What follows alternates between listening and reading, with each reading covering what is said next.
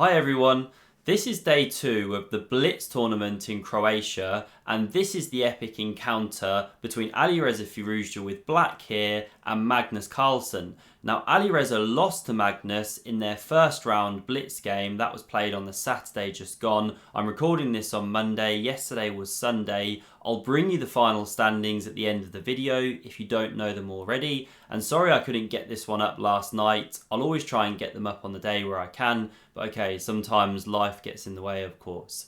So let's have a look at what happened here. Magnus kicks off, where's my keyboard, with pawn to d4, knight f6 from Alireza, c4 played, e6, knight f3, and Alireza goes d5. We're in the queen's gambit declined, knight c3, and now Alireza takes on c4, and Magnus goes pawn e4 here. So we're in the Vienna variation, and it's a gambit line, as we can see. You know, white's currently a pawn down, but they've set up the big center here, and it gets very, very tactical now already, straight out of the opening. I'm just going to turn the engine off here, actually. So black to move here, there's a number of different things have been tried. Bishop b4 is the main one, because you immediately pressure this pawn with the knight, and then there's tons of different moves, you know, e5, you can go bishop g5, lots of theory from here. But here we have a modern twist now. So pawn b5 was played by Alireza. We saw stuff like this in the Catalan variation as well. Nepo versus Carlsen, World Championship match. This whole idea of protecting the pawn and giving white that pawn if they want it, because it loses some time. Now you can start with e5, but we didn't have that in this game here. Instead we had takes on b5 immediately, giving Alireza the e4 pawn, but now queen a4 is Magnus's idea. So we've got some discovered checks lined up down here, and that's why Alireza now blocks this one with the knight. He didn't want the bishop to go there because he wants that for b7, and equally pawn c6 would block the bishop. So knight covers, the queen captures the pawn, and now because of the pressure here, the threats check with queen and knight, that's why bishop d6 is forced, but now Magnus can pick up that bishop pair. So it's a decent opening sequence already for white, little bit of pressure, and you have to take with the knight here. If you go with the pawn, repair your structure, well then queen c6 is a problem. You hit these two. Now the line goes on with queen a5 check, but it's good for white overall. So that's why the knight recaptured here. Now the queen dropped back to c2, bishop b7, bishop g5, and the best move here is actually pawn to f6. Now if you've ever seen Ben Feingold, he says never play pawn f6. It's always an ugly looking move, you open up the king, that kind of thing. Now Alireza didn't do this one, he instead went queen to c8 here, just nudges to the side, maybe supports c5 soon, and so Magnus immediately clamps, rook c1. And there's no good way to defend this pawn, I'm not sure you can defend it at all, so that's why knight f5 was played.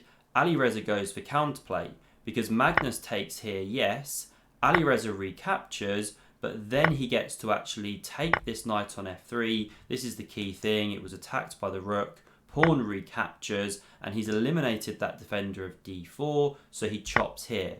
But white's now better in this position, materials level, but if white gobbles this a pawn soon, which we see, then you've got the two connected passers, and you've got the bishop, so white is for choice. So bishop e3 was now played, immediately pressures this knight, and you don't want to be taking here with check. You improve the black king, and then because the knight's attacked, you have to come back. h4 is actually best coming into here, but the problem then is bishop g5, hit the knight, knight f5, bishop g2, and you can see these bishops are just raking, the king's still not castled, the pawn's going to drop, these ones are running, this rook's coming.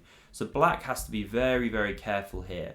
Alireza understood this, so he plays knight e5 instead, a nice tactical response. If Magnus chops, well then you're getting hit with this one, we're picking up the bishop. So instead this pawn was defended. You could also go f4 there with a decent game, but bishop g2 played. Still you don't want to try and win this pawn, you know, you improve the white king, similar to the variations I just showed. And so rook d8 was played by Alireza. He just abandons this pawn, supports his knight here, and now best for Magnus was actually just castles in this position. You bring that king to safety. Black's best response is now taking the pawn that the king has castled, but you can even just sidestep to h1 here. Black's best is castles here to actually bring this rook into the game. Then white can pick up the pawn. You couldn't really save it anyway. If you go a5, the rook still comes behind. And okay, white's doing well. Once again, it's all about the bishops and the connected passes, even though material's level. But Magnus didn't castle here. He got a bit hasty in this position. He took the pawn immediately, but now Alireza gets real counterplay. So he goes knight d3 check. The king stepped up. Now it comes to the d file here, looks scary in front of the rook, but if you come here, well now this one's kind of entombed. You can pick up on b2 with no problems. So this was the best move by Magnus. And now knight f4 from Alireza. Again, really good tactical awareness. You're opening up the line of this rook. There's a discovered check threat, knight b5, knight c6. And interestingly, the computer's preferred line here, excuse me, losing my voice, is to actually take that knight on f4, let black do this one, knight b5 check, king c2, takes on a7, and bishop e3, and just say, okay, knight c6, a4. I've got two bishops, I've got connected passes, and it gives white slightly for choice here, which is interesting. Really beautiful, that bishop pair. But we didn't have takes on f4. Magnus actually took here instead, and now Alireza doesn't immediately recapture. You can force a draw in this manner, because in this whole line, let's say king e3, the bishop is still on prise in a number of lines. So you could go e5, protecting these two. Now it does give white this opportunity to win this rook in the corner, but then you just start checking. So you take the bishop with check, king comes back, forced, because this is cutting the file. Then you check, and if the king ever tries to kind of run away, well, it can't do so, because the problem is the knight covers these squares, this box is in the king, and you're threatening to actually mate with the rook if the king ever goes too far. So it'd have to come back, and the line goes on, the checks go on. So there was a drawing line there with Alireza taking here immediately, but he wants to fight. Both players wanted to fight. So e5 played first. It allows this bishop on g2 to escape the knight's attack, come back here. Now we had takes with check, king c2, and castles from Alireza. So Magnus is a pawn up, he's got the bishop around, and they're two connected passes. Very dangerous for Alireza, but he does have counterplay, as we'll see. So Magnus starts with rook c7. He wants to go rook c4 here, try and exchange this one off. Also clears the way for the a pawn long term. Now knight e6, great move, looking to come into d4 later. Rook c4 played. Rook d6, no swapping rooks today for you, Magnus. I want to keep the attacking threats. Rook c3, this clears the way for the bishop to develop. And now Alireza doubles on the file, bishop c4, and now he doesn't immediately check. Looks natural, but then you block your rooks. So rook d2 check first. The king steps back here, very natural. a4 might come one day, then the king kind of worms its way out. Now knight d4 played. Oh, and by the way here, the pawn is attacked, and Alireza could take it. It's not a bad move, but he's playing for pressure here. He's playing for tricks, initiative, everything like that. This is blitz chess, and he's a minute up on the clock, by the way, if you look at the clock times versus Magnus. So he goes knight d4 first.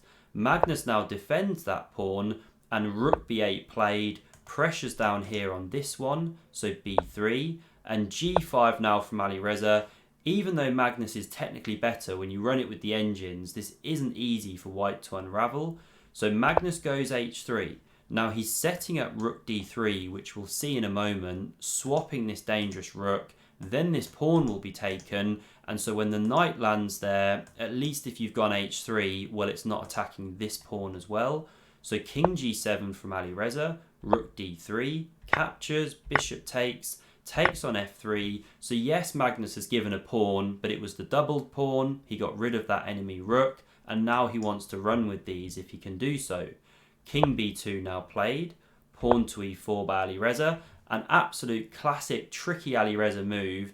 If you take this one, then there's knight d2, you fork the pieces, so rook e1 forced, but then we pin and win, as they say. And if you defend like this, Well, f5 is the sting at the end of the tail in this whole line. You're losing a piece, black is winning. So that's why the pawn can't actually be taken with the bishop. If we run back here, bishop e2 played, pawn f5 anyway, and now here Magnus goes rook d1. He actually missed a really nice opportunity here to transition into an endgame, which was better for him. So you can actually give up bishop for knight here. After pawn recaptures, a4, say king f6, white should actually be a bit faster with their pawns compared to black here. Now, not so easy to assess that, of course, very limited time on the clock, so no criticism there, but often Magnus does spot these opportunities. I mean, he's the greatest endgame player of all time, in my opinion. So after pawn f5, instead we had rook d1 from Magnus. He wants to activate his rook, also very logical, but he just loses some time now. And in the meantime, Alireza gets going and improves the king. Only now here does Magnus play a4. This is the problem. And Alireza's already making tons of progress on the king side, as we can see.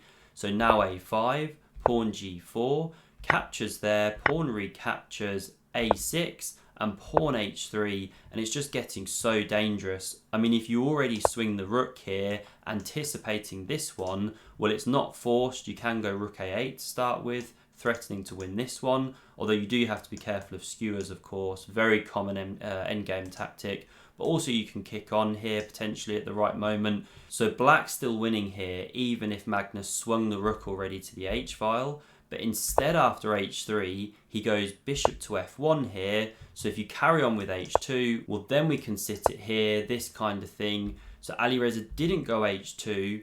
Instead, he played knight g5. He cuts that rook from swinging across. Magnus goes king c3. And now this is just such a classy move from Alireza. He goes pawn e3, giving Magnus a pawn. And there's two purposes to this move. One, after it's captured, which is basically forced, you've now got two connected passes. You know, this one doesn't control the square anymore, and you've freed up the e4 square for the knight to give deadly checks from there. So pawn g3 now played, the knight covers this pawn, now rook d4, excellent defense from Magnus. He's swinging here or here, king f5 covers the g4 square from the rook, we had a check, king e5, and now Magnus misses a defense here, so he should go rook g4.